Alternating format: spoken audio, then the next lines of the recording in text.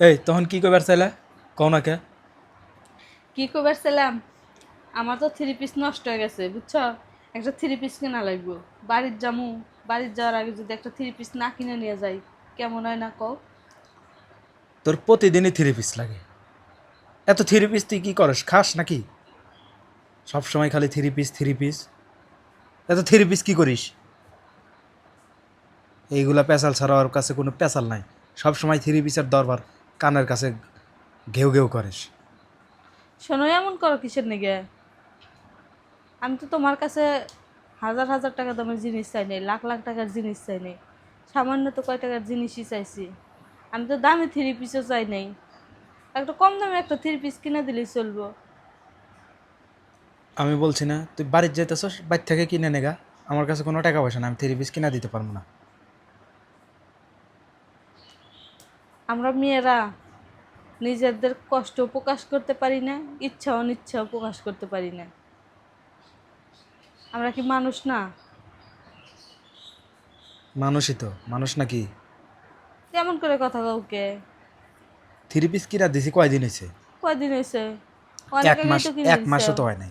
1 মাস হয় নাই, মিথ্যা কথা কাউ কিছু নেই।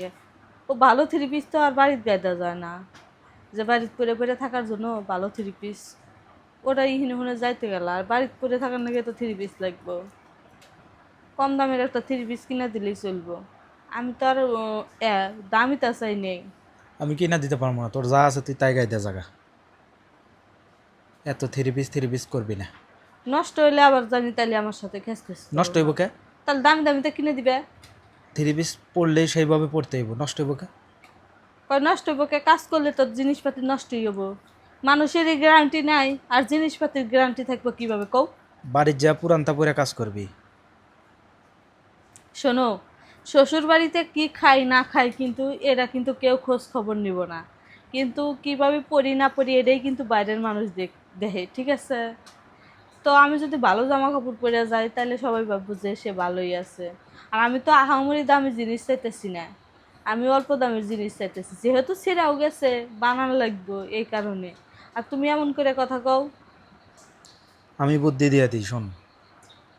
জামা পরবি, উপরে বোরকা পরে যাবি। বাড়িতে গিয়া বোরকা খুলে পুরান্তা পরে থাকবি। বাড়ির মধ্যে তো আর ওই কেউ আসবো না যে এটা এখান থেকে নিয়ে গেছস নাকি ওইখান থেকে নিয়ে আসছস। কাজ করার সময় পুরান্তা পরলে কেউ কিছু করবে না।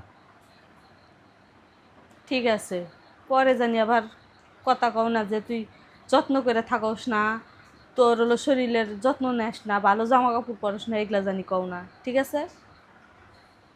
কমো না, ওগুলো কমো না আর কোনো দিন। এখান থেকে পুরান্তা পরবি, পরে পরে সেরা সেরাতা পরে পরে কাজ করবি। আবার যেন মান সম্মানে বাদে না।